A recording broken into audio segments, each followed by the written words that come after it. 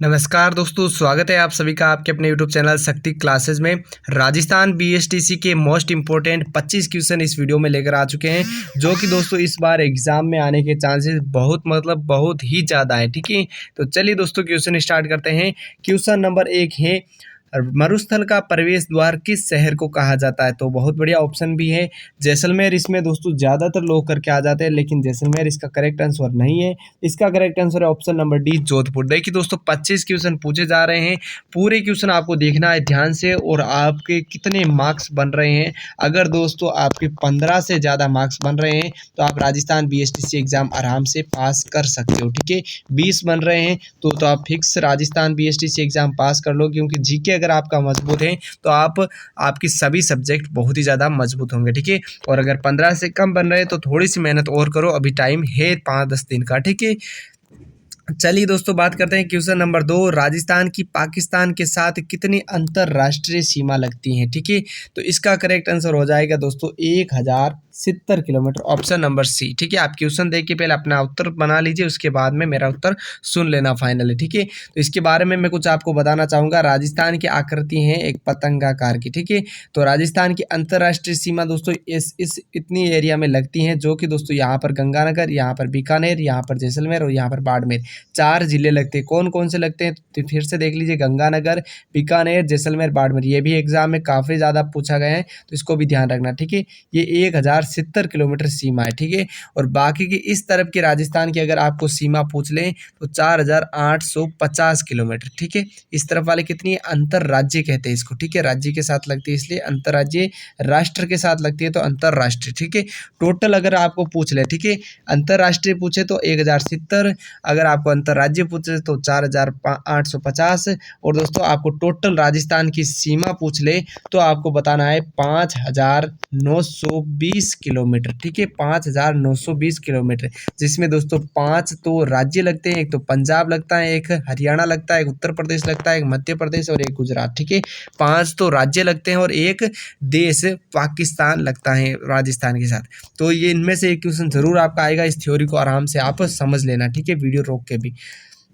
Question number 3 है, राजस्थान किस सबसे ऊंची चोटी कौन सी? राजस्थान की सबसे ऊंची चोटी कौन सी? थोड़ी सी प्रिंटिंग मिस्टेक है, इसको नज़रअंदाज कीजिए। एंड राजस्थान की सबसे ऊंची चोटी कौन सी, ये आपको बताना है। ठीक है, तो इसमें भी आपको पूरी तरीके से लॉजिकल बताऊंगा, ताकि दोस्तों आपका क्वेश्चन गलत ना हो और आप 50 क्वेश्चन नहीं बल्कि आप यहाँ से 500 क्वेश्चन रेडी करके जाए ओनली ऑन 15 से 20 मिनट में। ठीक है, तो आप सभी के लिए बहुत अच्छा वीडियो दोस्तों, और इसको शेयर करना चाहो तो कर सकते हो। ठीक है, क्वेश्चन है दोस्तों, राजस्थान की सबसे ऊंची चोटी। ज्यादातर लोगों को इसका करेक्ट आंसर आता होगा, क्योंकि ज्यादातर जीके में ये क्वेश्चन स्कूल में पूछा जाता है। गुरु शिखर राजस्थान की सबसे ऊंची चोटी है। ठीक है, जिसकी ऊंचाई कितनी है ये भी ध्यान रखना है, 1722 मीटर इसकी ऊंचाई। ठीक है, एक बार फिर से मैं यहाँ पर लिख लेता हूँ, थोड़ा सा इसका मैं इरेजर कम कर लेता हूँ, सॉरी इरेजर क्या, इसका मार्कर का जो टाइप है वो कम कर लेता हूँ। 1 मिनट, तो यहाँ पर कम कर लिया, देखिए 1 मिनट। ठीक है, तो यहाँ पर थोड़ा सा और कम कर लेते हैं, यहाँ तक कर लेते हैं। ठीक है, तो ये देखिए यहाँ ये ठीक रहेगा। अब देखिए दोस्तों, राजस्थान की सबसे ऊंची चोटी गुरु शिखर। ठीक है, जिसकी ऊंचाई कितनी है? तो दोस्तों जिसकी ऊंचाई है 1722 मीटर। ठीक है, इसके ऊपर 1722 मीटर के ऊपर एक ऋषि का मंदिर है, दत्रेय ऋषि का। ठीक है, तो अगर इसकी भी ऊंचाई गिन ले तो 1025 मीटर, 1725 मीटर होता है, लेकिन आपको क्लियरली अगर एक ही ऑप्शन में देंगे, या तो 1722 या 725। ठीक है, तो क्लियरली आपको पता चल गया होगा। अब बात करें दोस्तों, राजस्थान की सबसे ऊंची चोटी गुरु शिखर को कर्नल जेम्स टोड ने संतों का शिखर कहा है। ठीक है, क्या कहा है? संतों का शिखर। ठीक है, आप ध्यान रख लेना, ये क्वेश्चन भी काफी बार एग्जाम में आ चुका है। ठीक है, अब बता दें आपको राजस्थान की टॉप 5 चोटियां। ठीक है, राजस्थान की टॉप 5 चोटियां की तो सबसे पहले पे है गुरु शिखर। ठीक है, जिसकी ऊंचाई आपको ध्यान रखनी है, बाकियों की आप ऊंचाई ध्यान रखो या नहीं रखो चलेगा, बाकी गुरु शिखर की ऊंचाई ध्यान रखनी है, बाकी के आप नहीं रखना। ठीक है, गुरु शिखर के बाद में सेकंड नंबर पे है दोस्तों शेर पर्वत, ये भी सिरोही में, ये भी सिरोही में। राजस्थान में अगर जिलों की बात करते हो, ये दोनों सिरोही में। ठीक है, उसके बाद में दोस्तों आपकी यहाँ पर ऊंची चोटी आती है दोस्तों जरगा। ठीक है, कौन सी चोटी आती है? जरगा, ठीक है। उसके बाद सॉरी देलवाड़ आती है, देलवाड़ आती है, ध्यान रखना ना, देलवाड़ आती है। उसके बाद में आती है जरगा।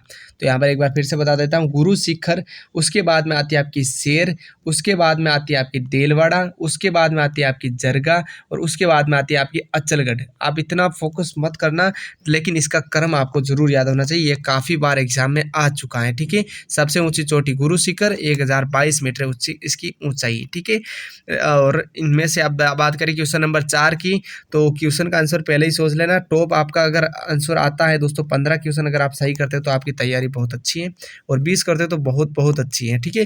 किस नदी को वागड़ व कांठल की गंगा कहा जाता है, ठीक है। तो इस क्वेश्चन का करेक्ट आंसर हो जाएगा दोस्तों आपकी माही नदी, ठीक है। माही नदी को वागड़ व कांठल की गंगा कहा जाता है, वागड़, ठीक है। वागड़ का मतलब और कांठल का मतलब क्या, वो भी एक्सप्लेन करूंगा। देखिए दोस्तों, हमें यहाँ पर पूरी तरीके से मतलब एग्जाम जो आपका क्वेश्चन ये पूरी तरीके से आपको याद हो जाएगा अगर मैं पूरा एक्सप्लेन करूंगा तो, ठीक है। वीडियो को स्किप ना करें।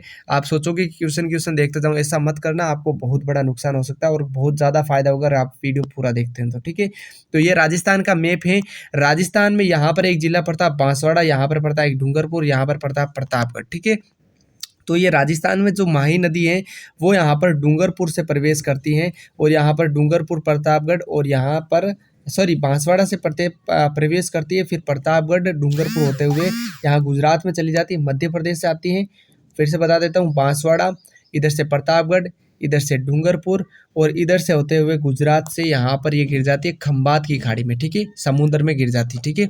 तो यहाँ पर क्या कुछ इंपॉर्टेंट चीज़ें होती है, तो ऐसा एक क्वेश्चन आता है कि राजस्थान की ऐसी कौन सी नदी है जो सबसे पहले उत्तर की तरफ जाती है फिर वापस दक्षिण की तरफ आ जाती है, ठीक है। तो ये क्वेश्चन भी यहाँ पर बहुत ही ज़्यादा पूछा गया है। और राजस्थान की यू आकार की नदी कौन सी है, तो देखिए दोस्तों यहाँ पर ये नीचे यू बन रहा है ना, तो यू आकार की नदी इसे कहा जाता है, तो ये क्वेश्चन है।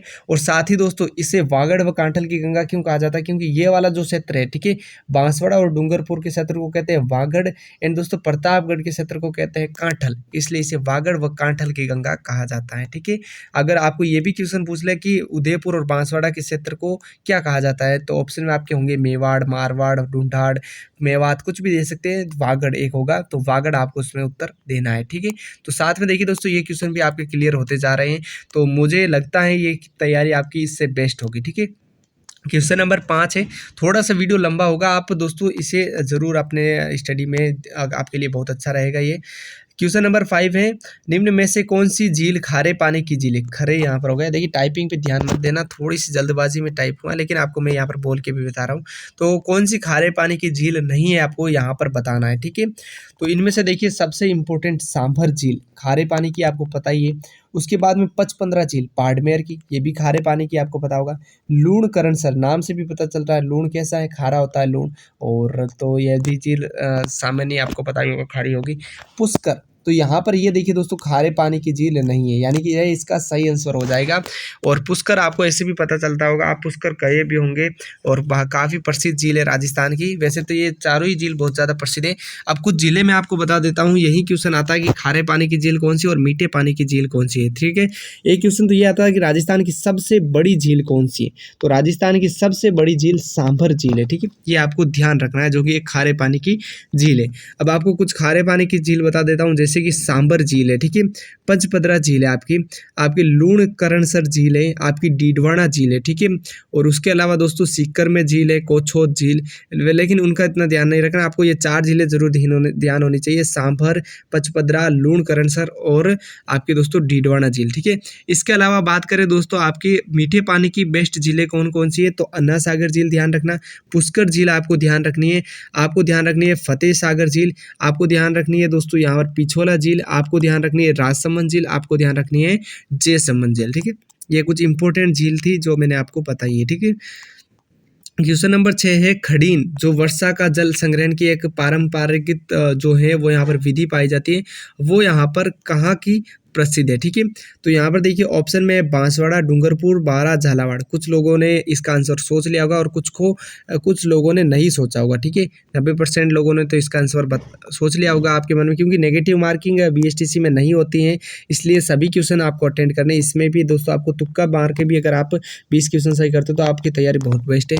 ठीक है, तो बात करें दोस्तों 90% लोगों ने इसका आंसर दे दिया होगा, और दोस्तों इसका करेक्ट आंसर है वो इन चारों में भी नहीं है। ठीक है, और 10% लोग जिनकी तैयारी बहुत बढ़िया होगी और बहुत ही ज़्यादा बढ़िया होगी, उन्होंने दोस्तों यहाँ पर इस क्वेश्चन को करेक्ट किया होगा, क्योंकि इन्होंने इन चारों ऑप्शन में ही खडीन जल संग्रहण की विधि नहीं है। खडीन दोस्तों यहाँ पर मरुस्थलीय प्रदेश राजस्थान के वहाँ पर होती है। एग्जाम्पल के लिए मोस्ट इंपॉर्टेंट इसका एग्जाम्पल होता है जैसलमेर। ठीक है, जैसलमेर दोस्तों यहाँ की परंपरागत जो जल संग्रहण की विधि है वो खडीन है। ठीक है, बात करें दोस्तों ये बहुत बढ़िया तरीके से ये क्वेश्चन पूछा जाता है आपका खडीन। ठीक है, उसके अलावा एक क्वेश्चन पूछा जाता है बीहड़ कहाँ पर होता है। ठीक है, तो बीहड़ कहाँ पर होता है दोस्तों, बीहड़ वहाँ पर आपका होता है सवाई माधोपुर, करौली और धौलपुर साइड में। ठीक है, बीहड़ होता है वो चंबल नदी का क्षेत्र रहता है, वहाँ पर बीहड़ बनता है।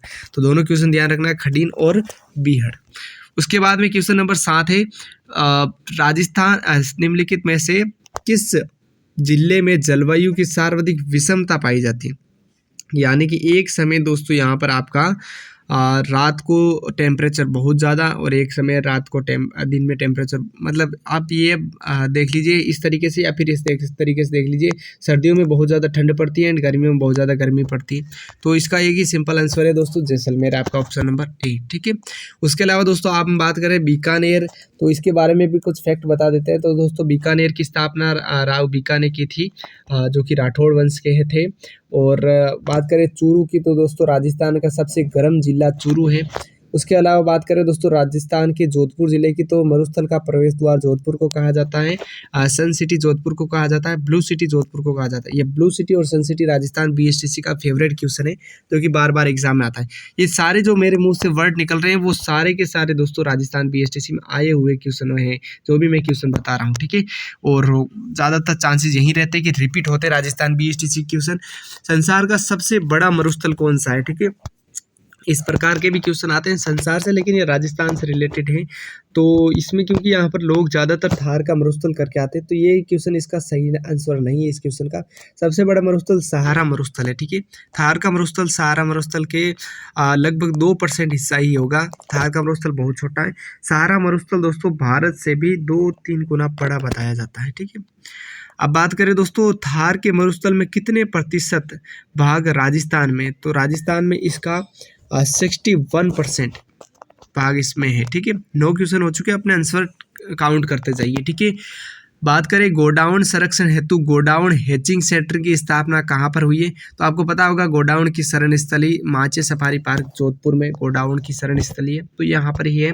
ऑप्शन नंबर 20 का सही हो जाएगा। ये थोड़ा सा टफ क्वेश्चन था, और ये वो क्वेश्चन करता है वो बहुत ही बेस्ट तैयारी वाला बंदा है अगर इन क्वेश्चनों को सही करता है तो। ठीक है, राजस्थान का पर्यटन विभाग ऊंट महोत्सव कहाँ आयोजित करता है। बहुत ही अच्छा क्वेश्चन है, ऊंट महोत्सव कहाँ आयोजित होता है। इसका दोस्तों आंसर हो जाएगा बीकानेर। बीकानेर में ऊंट महोत्सव आयोजित होता है। इन क्वेश्चनों में कंफ्यूज होता है, क्योंकि जैसलमेर में भी ऊंट होते हैं, बीकानेर जोधपुर, ये दोनों तीनों ऑप्शन कंफ्यूजन वाले थे। लेकिन अब आपको ध्यान रखना है बीकानेर में ऊंट महोत्सव आपका बनाया जाता है। ठीक है, जैसलमेर में आपका मरु महोत्सव मनाया जाता है। ध्यान रखना, आपका मरु महोत्सव कहाँ मनाया जाता है, जैसलमेर में। हाथी महोत्सव जयपुर में, ये भी साथ में ध्यान रख लेना। गणगौर के अवसर पर गरासिया द्वारा किया जाने वाला सामूहिक नृत्य कौन सा है। गरासिया जनजाति के द्वारा कौन सा नृत्य किया जाता है, तो देखिए दोस्तों गणगौर के अवसर पर वालर नृत्य गरासिया द्वारा किया जाता है। इसके अलावा घूमर जो राजस्थान का लोक नृत्य है, जिसमें राजस्थान के सभी लोग करते हैं। तेरह ताली कामड़ जाति के द्वारा किया जाता है, और ये कामड़ जाति रामदेव जी के सम्मान में गाया जाता है। रामदेव जी का जो होता है उस समय ये 13 ताली नृत्य किया जाता है। संगत वगैरह कुछ भी कह सकते हैं आप। गरबा ये गुजरात का राष्ट्रीय जो राज्य नृत्य है वो है। बसंतगढ़ का शिलालेख किस वंश से संबंधित है, तो ये बहुत अच्छा क्वेश्चन आपने इस समय यहाँ पर ये आपके सामने है। ठीक है, तो यहाँ पर देखिए दोस्तों इसका करेक्ट आंसर हो जाएगा ऑप्शन नंबर डी, चावड़ा वंश से संबंधित है। ठीक है, चावड़ा वंश ने बसंतगढ़ का शिलालेख इससे संबंधित है। क्वेश्चन नंबर 14 है, पटवों की हवेली कहाँ पर स्थित है। तो ऑप्शन ए जैसलमेर, धौलपुर, उदयपुर और दोस्तों बीकानेर। तो इसका करेक्ट आंसर हो जाएगा ऑप्शन नंबर ए जैसलमेर। पटुओं की हवेली जैसलमेर की। ऑप्शन यहाँ पर ऑप्शन का पोस्टमार्टम करते हैं तो यहाँ पर देखते हैं धौलपुर। तो राजस्थान का सबसे छोटा जिला क्षेत्रफल की दृष्टि से धौलपुर है और राजस्थान का सबसे बड़ा जिला जैसलमेर, आपको पता ही होगा। बात करें उदयपुर की तो राजस्थान का वेनिस इसे कहा जाता है, राजस्थान की झीलों की नगरी उदयपुर को कहा जाता है। बीकानेर की बात कर तो बीकानेर में और क्या प्रसिद्ध है, बीकानेर का कोलायत जिसे राजस्थान का या फिर कह सकते हैं मरुस्थल का पुष्कर भी कहते हैं, ठीक है। तो बीकानेर का कोलायत फेमस है। और बता दें बीकानेर में तो बीकानेर की मूंगफली ज़्यादा फेमस है, वहाँ के खजूर ज़्यादा फेमस है। ये क्वेश्चन भी आते हैं दोस्तों। क्वेश्चन नंबर 15, फायरे फायरे किस जनजाति का रणघोष। रणघोष का मतलब होता है युद्ध से पहले, जो कहते हैं ना अटैक करो हमला करो, वो वाला होता है। तो फायरे फायरे के कौन अटैक करते हैं, कौन युद्ध करते हैं। तो इसमें से दोस्तों यहाँ पर बहुत अच्छा क्वेश्चन ये पूछा है। तो भील जनजाति के लोग हैं वो फायरा फायरे करके यहाँ पर इनका रणघोष है, ठीक है। क्वेश्चन नंबर 16 है, किस नृत्य को राई नृत्य कहा जाता है। राई नृत्य, ध्यान, राई नृत्य बहुत ही इंपॉर्टेंट है, ठीक है। तो यहाँ पर देखिए दोस्तों इसका करेक्ट आंसर हो जाएगा गौरी नृत्य, ठीक है। गौरी नृत्य को राई नृत्य कहा जाता है। बाकी इसके अलावा इनका पोस्टमार्टम करें तो दोस्तों गेर नृत्य होली के अवसर पर किया जाता है और नेजा नृत्य दोस्तों भील जनजाति द्वारा किया जाता है। तो बात करिए गौरी नृत्य, ये भी दोस्तों भील जनजाति के द्वारा किया जाता है। धुरमेड़ी किस लोक देवता से संबंधित है। बिल्कुल अच्छा क्वेश्चन पूछा दोस्तों। धुरमेड़ी और एक होता है शीशमेढ़ी, ठीक है, धड़मेढ़ी कह सकते हैं इसे हम, और एक होता है शीशमेढ़ी, यानी कि गोगा जी। इसका आंसर हो जाएगा गोगा जी, ऑप्शन नंबर सी। गोगा जी दोस्तों मोहम्मद गजनवी के साथ युद्ध लड़ते लड़ते शहीद हुए थे, ऐसा कह सकते हैं हम, इन्हें मारे गए थे। तो इनका धड़ है वो यहाँ पर गिरा था दोस्तों ददरेवा चूरू में, और इनका शीश गिरा था दोस्तों आपका नोहर हनुमानगढ़। लगभग 10-15 किलोमीटर की शायद इनमें अंतर बताया जाता है, इतना है। तो यहाँ पर ये इसका आंसर हो जाएगा दोस्तों गोगा जी, ये भी आपको ध्यान रखना है, ठीक है। इनका जन्म कहाँ हुआ तो ददरेवा चूरू में हुआ था, जहाँ पर इनकी धुरमेढ़ी है, ठीक है।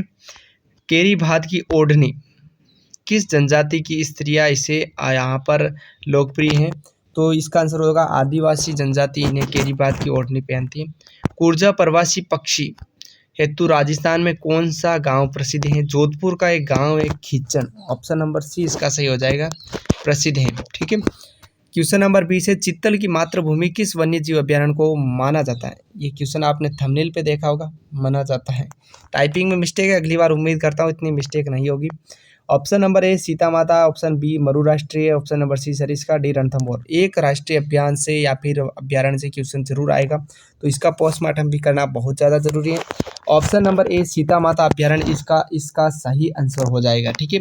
उड़न गिलहरी के लिए प्रसिद्ध सीता माता अभ्यारण्य चित्तल की मातृभूमि कहा जाता है।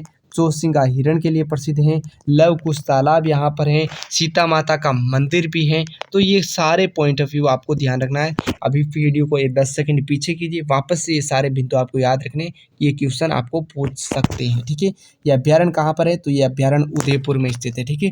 अब बात करते हैं दोस्तों मरु राष्ट्रीय उद्यान। राजस्थान में टोटल अभ्यारण्य कितने, तो 26 राजस्थान में अभ्यारण्य है। बात करें मरु राष्ट्रीय उद्यान जो कि दोस्तों जैसलमेर में है, ठीक है, जो कि दोस्तों जैसलमेर में है।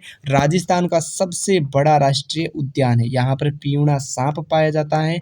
यहाँ पर दोस्तों आपकी एक घास पाई जाती है, इस घास का नाम है दोस्तों सेवण घास, ठीक है। आपकी सेवण घास यहाँ पर पाई जाती है। अब बात करें दोस्तों सरिस्का अभ्यारण्य की, तो ये दोस्तों सरिस्का राष्ट्रीय उद्यान घोषित कर दिया इसे, ठीक है। राष्ट्रीय उद्यान है ये आपका। राजस्थान के लगभग 4 राष्ट्रीय उद्यान है जिसमें से ये शामिल है। तो सरिस्का है उससे दोस्तों यहाँ पर कहा जाता है, राजस्थान में यहाँ पर सरिस्का उद्यान में टाइगर रहते हैं, ठीक है, शेर के लिए है। बात करें दोस्तों रणथंभौर की, तो ये भी टाइगर उद्यान है।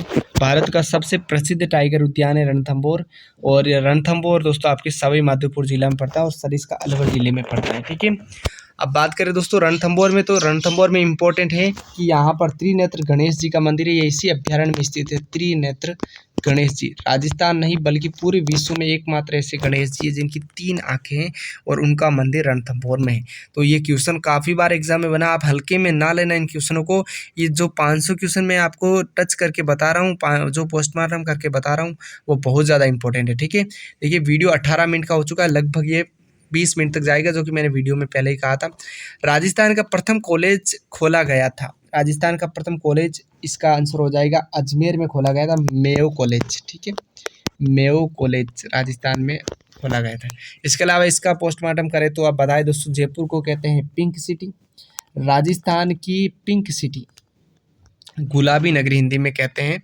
उसके अलावा बात करें, जयपुर को कहते हैं इंडिया का पेरिस, राजस्थान का पेरिस, इंडिया का पेरिस या पूर्व का पेरिस, जयपुर को ही कहते हैं। ठीक है, पेरिस शब्द आ जाते तो जयपुर आंसर करना।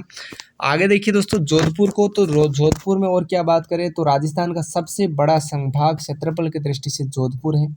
उसके अलावा दोस्तों बीकानेर में बात करें तो बीकानेर में दोस्तों यहाँ पर लालगढ़ का लाल किला भी, बीकानेर में भी एक तो दोस्तों लालगढ़ दुर्ग। ठीक है, तो ये भी आपको ध्यान रखना है, लालगढ़ दुर्ग कहाँ पर है, बीकानेर।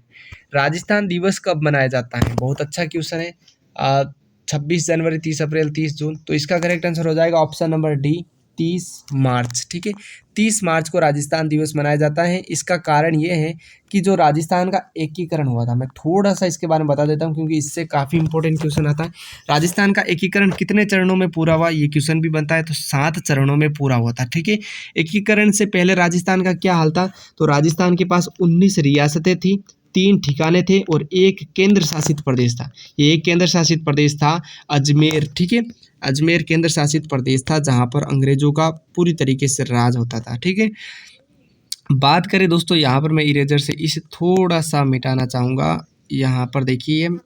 ठीक है, अब बात करें दोस्तों आपके यहाँ पर जो राजस्थान है इसकी। ठीक है, तो इसे मैं बंद कर देता हूँ। ठीक है, यहाँ पर बात करें 19 रियासतें, 3 ठिकाने कौन कौन से थे, तो एक तो था नीमराणा अलवर का, एक था दोस्तों लावा आपका। ठीक है, लावा कहाँ का था, तो ये दौसा का था।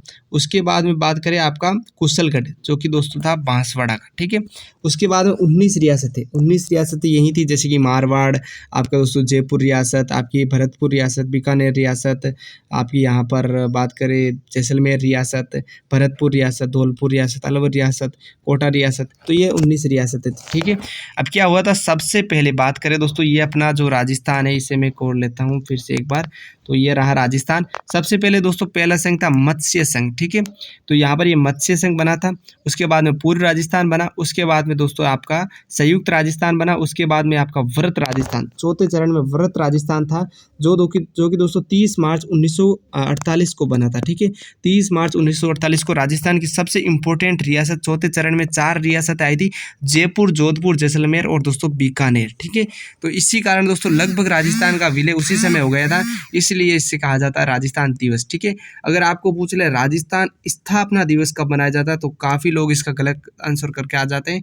राजस्थान का जो स्थापना दिवस है, ध्यान रखना, राजस्थान का जो स्थापना दिवस है वो यहाँ पर 1 नवंबर, ध्यान रखना, 1 नवंबर 1956 को मनाया जाता है। ठीक है, 1956 को मनाया जाता है। ठीक है, उसके अलावा बात करें दोस्तों आपके राजस्थान दिवस की, तो दोस्तों यहाँ पर आपका 30 मार्च 1948। ठीक है, तो 30 मार्च को राजस्थान दिवस, 1 नवंबर को राजस्थान स्थापना दिवस मनाया जाता है, क्योंकि इस समय राजस्थान कंप्लीट स्थापना हुई थी, यानी कि राजस्थान कंप्लीट हो चुका था। ठीक है, अब बात करें क्वेश्चन नंबर 23 की, तो क्वेश्चन नंबर 23 से, राजस्थान की किस जनजाति की जनसंख्या सर्वाधिक है, बहुत अच्छा क्वेश्चन है, मीणा, गरासिया, सहरिया, भील। तो इसका करेक्ट आंसर हो जाएगा ऑप्शन नंबर ए, मीणा जनजाति। राजस्थान में सर्वाधिक जनसंख्या मीणाओं की है, ये आप ध्यान रखना। ठीक है, और बात करें दोस्तों यहाँ पर इनके बारे में, इनका पोस्टमार्टम करें तो यहाँ पर देखिए, मीणा जो जनजाति है वो सर्वाधिक जयपुर में रहती है। ठीक है, उसके अलावा बात करें दोस्तों, गरासिया जो जनजाति है वो यहाँ पर आपकी सिरोही में रहती है। सहरिया जनजाति आपकी बारा में रहती है। उसके अलावा बात करें दोस्तों, भील जनजाति आपकी उदयपुर में सबसे ज़्यादा रहती है। ठीक है, तो ये पोस्टमार्टम आपका कर दिया है। उसके बारे में बात करें, राजस्थान में रेलवे ट्रेनिंग स्कूल हैं, कहाँ पर हैं। ठीक है, उदयपुर, जयपुर, कोटा, जोधपुर। तो इसका करेक्ट आंसर हो जाएगा ऑप्शन नंबर ए, उदयपुर में। ठीक है, रेल इंजन कारखाना भी यहीं पर है और दोस्तों यहाँ पर आपका रेलवे ट्रेनिंग भी दी जाती है। ठीक है, इसके अलावा पोस्टमार्टम करें बाकी क्वेश्चनों का, तो देखिए दोस्तों, जयगढ़ दुर्ग जयपुर में है, नाहरगढ़ दुर्ग जयपुर में। ठीक है, मेहरानगढ़ दुर्ग जोधपुर में है और दोस्तों यहाँ पर जसवंत थड़ा जोधपुर में है। ठीक है, गेटोर जयपुर में। देखिए, गेटोर और जसवंतड़ा की बात बताऊं तो जो इनके राजा होते थे उनकी छत्रियां गेटोर में होती थी। जयपुर के जो कछुआ राजवंश था उनकी छत्रियां गेटोर में होती थी, और राजस्थान का जो जोधपुर के राठौड़ वंश थे उनकी जसवंत सिंह से पहले की छत्रियां मंडोर में होती थी। ठीक है, जो अगर आपको ऐसे क्वेश्चन पूछ ले, प्राचीन जोधपुर शासकों की छत्रियां कहाँ पर है, तो मंडोर पे बताना है। और अगर आपको पूछ ले जोधपुर के शासकों की छतरियाँ कहाँ पर है, और अगर मंडोर ऑप्शन में नहीं है तो जसवंत थाड़ा होगा। जसवंत थाड़ा जिसे राजस्थान का ताजमहल कहते हैं, इसलिए क्वेश्चन आ सकता है, तो वहाँ पर है। ठीक है, कोटा की बात कर तो राजस्थान की शैक्षणिक नगरी कहा जाता है और राजस्थान की औद्योगिक नगरी कहा जाता है। शैक्षणिक होने के कारण इसे नालंदा कहा जाता है राजस्थान का, और औद्योगिक नगरी होने के कारण राजस्थान का इसे कहा जाता है कानपुर, क्योंकि कानपुर में राजस्थान में भारत में सबसे ज़्यादा उद्योग होता है। और दोस्तों नालंदा में जो प्राचीन समय में नालंदा में यहाँ पर होता था आपका विद्या, मतलब स्कूल का सबसे बड़ा स्कूल था, सबसे बड़ा कॉलेज था, विद्यालय था, विश्वविद्यालय। ठीक है, लास्ट क्वेश्चन है दोस्तों, महाराणा प्रताप पुरस्कार किस किस क्षेत्र में दिया जाता है? ये इस क्वेश्चन का आंसर दोस्तों, ठीक है, आपको बताने वाले जा रहे हैं। इस क्वेश्चन का करेक्ट आंसर हो जाएगा दोस्तों, खेल कूद के क्षेत्र में दिया जाता है। एक अच्छा क्वेश्चन है, नोट कर लेना। ठीक है, उसके अलावा दोस्तों अब देखिए दोस्तों, आ जाता है क्वेश्चन नंबर जो आपको इसका आंसर देना है। ये 25 क्वेश्चन हो चुके हैं। 25 में आपका कितना मार्क्स बना है अभी के अभी कमेंट करते जाइए वीडियो देखते देखते। और दोस्तों अब आ जाते हैं, कमेंट कर दीजिए एक बार, कमेंट कर दिया है, कमेंट करिए। देखिए मैं बता देता हूँ, written by Shakti Singh Rajpurohit, YouTube channel शक्ति क्लासेज। और पीडीएफ की कुछ लोग पूछ रहे थे, तो पीडीएफ दोस्तों मैं जल्द ही डाल दूंगा डिस्क्रिप्शन में। ठीक है, गोल्डन क्वेश्चन यानी कि जिसका आंसर आपको कमेंट बॉक्स में देना है, और साथ ही दोस्तों अपना स्कोर लिखने के साथ कमेंट बॉक्स में इस गोल्डन क्वेश्चन का आंसर भी देना है। धरती दोहरारी कविता के लेखक कौन है? कन्हैया लाल सेठिया, विजयदान देता, केसरी सिंह बारट, सूर्यमल मिश्र। तो इसका करेक्ट आंसर आपको बताना है। साथ ही दोस्तों मैं इनमें भी कुछ पोस्टमार्टम करना चाहूँगा। केसरी सिंह बारट राजस्थान में दोस्तों क्रांतिकारी थे, बहुत बड़े। सूर्यमल मिश्रण की बात कर तो इन्होंने वंश भास्कर जैसी पुस्तकें लिखी, बहुत बड़े राजस्थान के राज्य कवि हैं। ठीक है, विजयदान देथा की बात करें दोस्तों, कन्हैयालाल सेठिया की बात करो तो राजस्थान के बहुत बड़े कवि थे। ठीक है, बहुत बड़े लेखक थे। विजयदान देथा की बात कर तो ये राजस्थान में दोस्तों ये भी किसान आंदोलन के समय, प्रजामंडल के समय बहुत अहम भूमिका इन्होंने निभाई थी। ठीक है, और ये भी राजस्थान के बहुत बड़े लेखक हैं जिन्होंने दोस्तों बहुत बड़ी बड़ी पुस्तकें लिखी हैं। ठीक है, अब बात करें दोस्तों, ये दोस्तों हो चुके हैं आपके क्वेश्चन, लगभग 26 मिनट हो चुके हैं, 27 मिनट का ये वीडियो है। इस वीडियो को दोस्तों आप क्या करना, आराम से देखना। आपको अगर आपको कुछ समझ में नहीं आया तो देखना, क्योंकि इससे लगभग मैंने 500 क्वेश्चन आपको बता दिए हैं।